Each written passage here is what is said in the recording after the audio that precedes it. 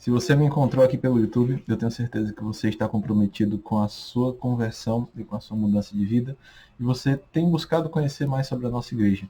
Então eu já peço que você fique até o final, porque hoje nós vamos falar sobre os 3 principais pilares da nossa igreja. Bem, para ser sincero, na verdade esse vai ser o primeiro vídeo da série. Nós vamos falar sobre os 3 pilares. Hoje eu vou falar sobre o Sagrado Magistério, mas nós vamos falar aos pouquinhos sobre os 3, sobre as Sagradas Escrituras, a Sagrada Tradição e o Sagrado Magistério. E se você ainda não é inscrito aqui nesse canal, eu peço que você já se inscreva, deixe o seu like. Garanto para vocês que esses conteúdos vão ser muito bem elaborados, eu vou dar o máximo de mim para isso. E inscreva-se para você poder acompanhar os próximos 2 vídeos. Eu vou fazer o caminho inverso do que geralmente se faz, e geralmente começam falando sobre as Sagradas Escrituras, mas eu vou começar falando sobre o Sagrado Magistério, porque eu ganhei um livro recentemente da minha amiga Paty, que é esse livro do professor Felipe Aquino, que é sobre o Sagrado Magistério. E eu pensei, por que não, né? Gravar um vídeo falando sobre o magistério, até porque eu entendo que este é um assunto que gera, de fato, muita dúvida nas pessoas. Gerou muita dúvida em mim, assim, entender a importância do magistério da igreja, de entender o quão importante ele é. Então, já peço que vocês deixem seu like, compartilhem, comentem aqui embaixo. Isso vai ajudar bastante a gente a espalhar essa mensagem para mais pessoas.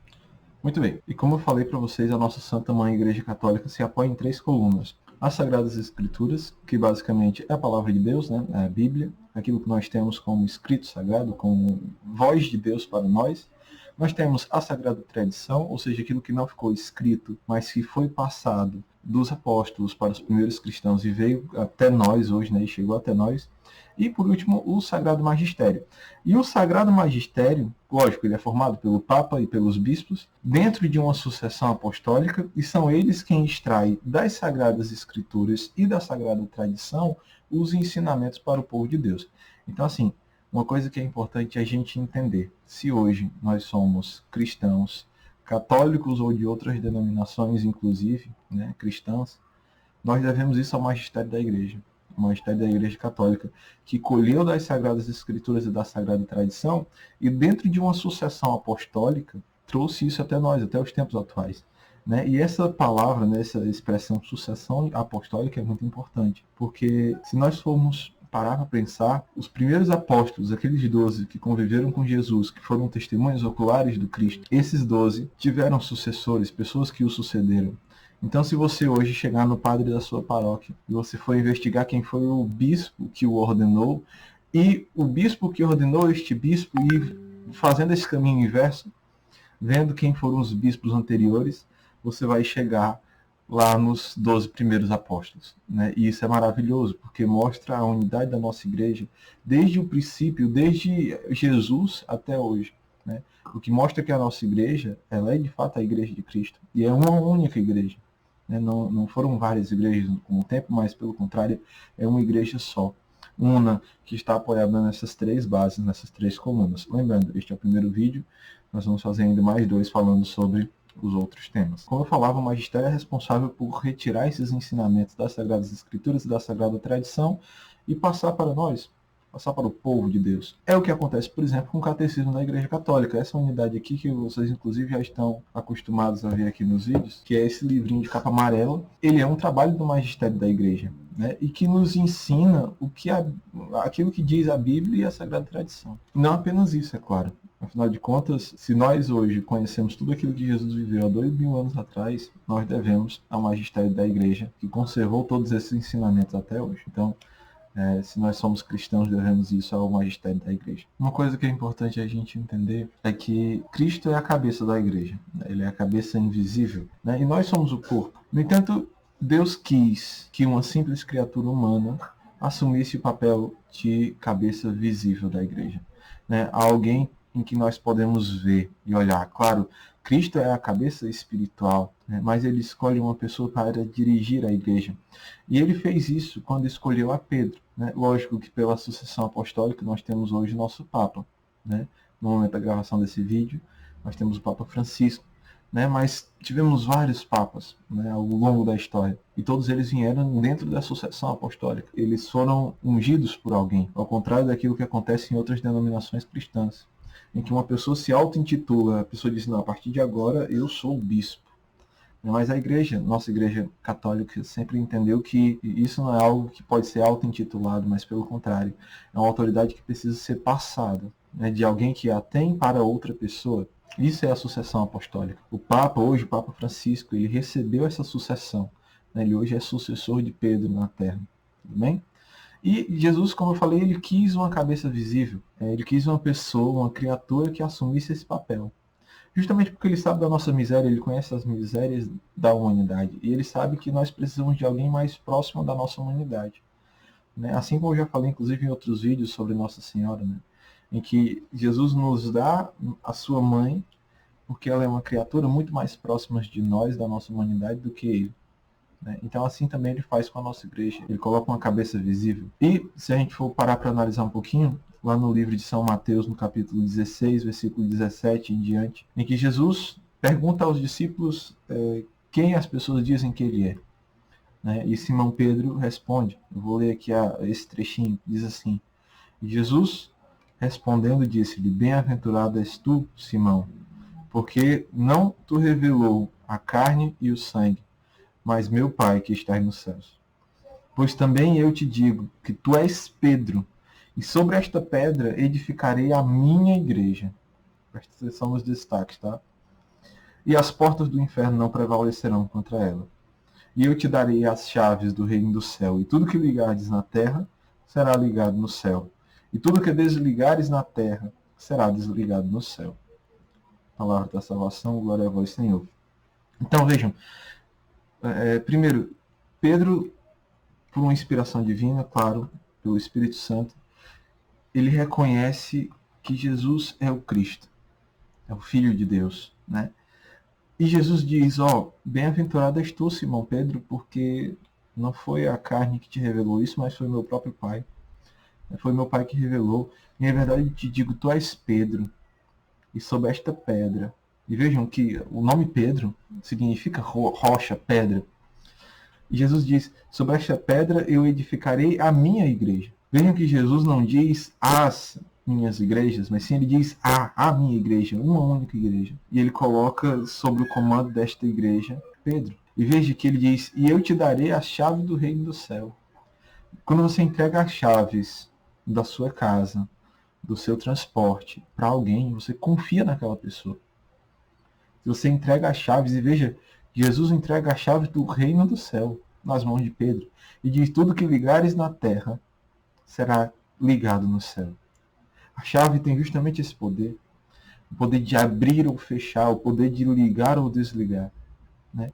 E claro, em algumas passagens à frente, Jesus dá essa mesma autoridade que deu a Pedro a todos os outros apóstolos. Né? Tudo que ligares na terra será desligado nos céus. Né? E em seguida vem dessa parte em que Jesus fala que é a minha igreja, uma única igreja, não está no plural, é uma igreja só. Jesus começa a fazer uma série de promessas para essa igreja. Ele diz, primeiro, ele dá a chave do reino do céu, como já falei, e nisso está a infalibilidade do nosso Papa, do Pontífice Romano, né? Em se tratando de assuntos de fé e de costume. O que é isso? O Papa, quando ele puxa para si a responsabilidade de encerrar uma dúvida de fé, vejam, algo é sempre em assuntos voltados à fé e a costumes, tá? Nada a ver com ciência, nada a ver com outros temas, mas sim voltado a assuntos de fé e costume. Quando o Papa afirma, a dúvida cai por terra, né? Como diria Santo Agostinho, o Papa lacuta, causa finita, né? Ou seja, o Papa falou, o assunto está encerrado, né? Porque é infalível. Jesus disse que tudo que ele ligar na terra será ligado no céu, tudo que ele desligar na terra vai ser desligado no céu. Então aqui existe o caráter de infalibilidade do Papa. Né? E por que isso acontece? Simples, porque Jesus prometeu. Ele é simplesmente porque Jesus prometeu. Porque Jesus prometeu. E assim, quem somos nós para questionar uma promessa de Jesus? Né? Se Jesus disse que as portas do inferno não prevalecerão contra a nossa igreja, não prevalecerá. E pronto. Né? Se Jesus disse que tudo que ligar na terra será ligado no céu e vice-versa, pronto. Jesus prometeu. E se nós não cremos nas promessas de Jesus, que qualidade de católico nós somos? Né? Eu vejo, existe hoje a tendência de algumas pessoas, inclusive aqui no YouTube, pessoas de questionarem os concílios, né? questionar o Concílio Vaticano II, questionar o posicionamento do Papa. Gente, entendam, né, que Jesus prometeu a infalibilidade. Né? E quem é que goza, diz o Catecismo da Igreja Católica, fala, inclusive, quem goza do direito da infalibilidade, né, do poder da chave, e goza deste poder? O Papa, né, o Pontífice Romano, e os bispos, quando reunidos com o Papa em um concílio. Né? Então, aquilo que foi dito no Concílio Vaticano II, gente, entenda, é infalível, tá? É verdade de fé. Lembrem-se deste carisma, o carisma da infabilidade, tudo bem? Antes de começarem a criticar e a falar que alguma coisa está errada nesses concílios, porque não está. Na igreja foram convocados, em média, se não me engano, 21 concílios, desde lá dos primeiros séculos até hoje. E nunca um concílio contradiz o que o anterior falou. Né? Pelo contrário, eles se complementam. Né? Ou seja, a gente vê aqui exercida a promessa de Jesus de que a igreja não vai errar, de que as portas do inferno não prevalecem contra ela. Tudo bem? E vejam o que o Catecismo diz no número 889 e no número 890, tá?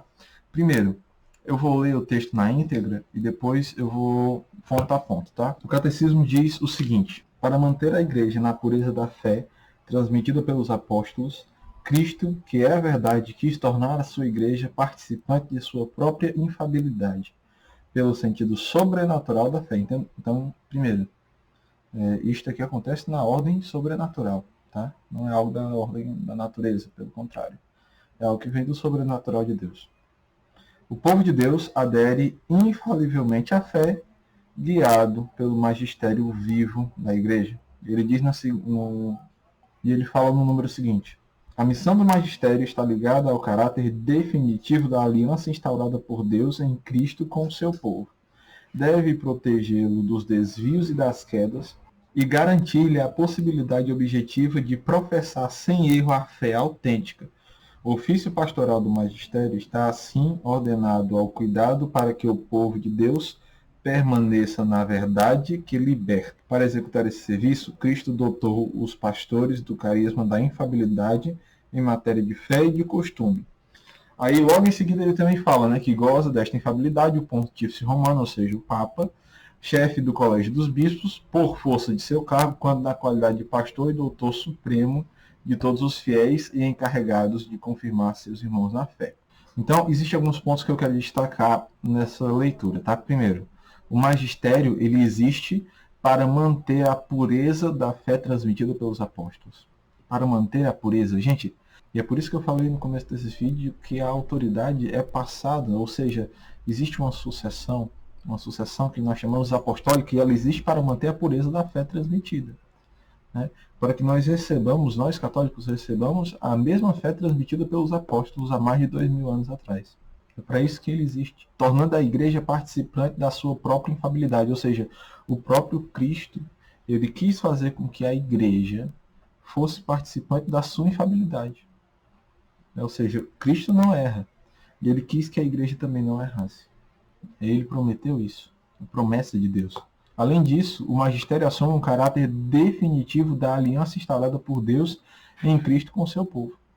Ou seja, no magistério da igreja, ou seja, nos papas, nos bispos, nos sacerdotes e assim por diante, que Deus mostra a sua aliança com o povo de Deus. Além disso, uma coisa que é importante destacar nesse texto é a promessa de Deus, que Deus protege o magistério dos desvios e quedas para garantir a possibilidade de professar a fé autêntica sem erro.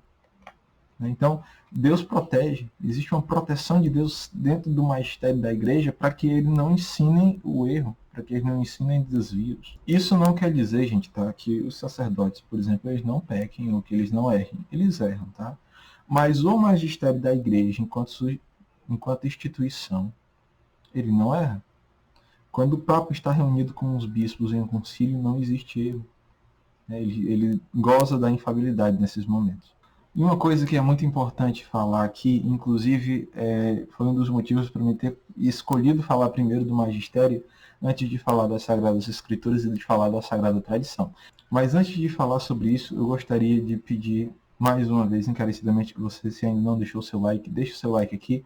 Você já está quase no finalzinho desse vídeo, então eu sei do seu comprometimento e sei também que você está interessado em conhecer o tema dos outros 2 vídeos. Então, para não perder os próximos 2 vídeos, eu peço que você se inscreva nesse canal e ative inclusive o sininho das notificações, que em breve vai sair um vídeo sobre a Sagrada Tradição e um vídeo sobre as Sagradas Escrituras. É promessa, tá bom? E voltando agora para o nosso assunto, o magistério da igreja é quem garante a autenticidade e a veracidade das escrituras, tá? Gente, o que infelizmente alguns dos nossos irmãos protestantes ainda não entenderam é que a Bíblia que eles carregam só existe por causa dos bispos católicos, dos padres católicos, que levaram anos para poder selecionar quais são os livros que entrariam no cano das escrituras, né? E vejam que por mais que exista uma diferença ali em alguns livros do Antigo Testamento, todos os livros do Novo Testamento foi a nossa igreja quem selecionou. E existiam mais de 60 livros, né? Então mais da metade deles a igreja descartou. E nenhuma outra igreja depois veio e adicionou alguma coisa no Novo Testamento. É igual, né? Na verdade, nenhuma outra denominação, né? Porque a nossa igreja só considera igreja a igreja fundada por Cristo, que tem sucessão apostólica. Então, quem garante a autenticidade daquilo que está escrito nas Escrituras é o magistério da igreja. Se não existisse o magistério da igreja, não teria o porquê acreditar naquilo que está escrito, porque ninguém me garantiria a veracidade daquilo. Porque a nossa igreja, a Igreja Católica Apostólica Romana, por meio do magistério da igreja, que vem passando a fé transmitida pelos apóstolos, mantendo a pureza dessa fé transmitida pelos apóstolos até hoje, foi testemunho ocular. Foi testemunho ocular e ela trouxe esse ensinamento até mim, chegou até mim hoje, mais de 2000 anos depois, né? Então quem me garante essa autenticidade é o magistério, né? A unidade da igreja existe por causa do magistério e é por ela que a verdade de Cristo chega até nós. A autoridade de Jesus foi passada ao magistério pela sucessão apostólica, como eu já falei. E inclusive as Sagradas Escrituras foi montada, a Bíblia que nós temos hoje, ela foi montada pelo magistério da nossa Santa Mãe Igreja. E se você ficou até o final desse vídeo, peço que você compartilhe ele com seus amigos, com a sua pastoral, com o seu grupo de oração. Eu vou deixar mais 2 vídeos aqui do lado para vocês verem. Vou deixar o símbolozinho aqui também para você se inscrever se ainda não é inscrito. É isso, Deus abençoe, fique com Deus, até a próxima e tchau.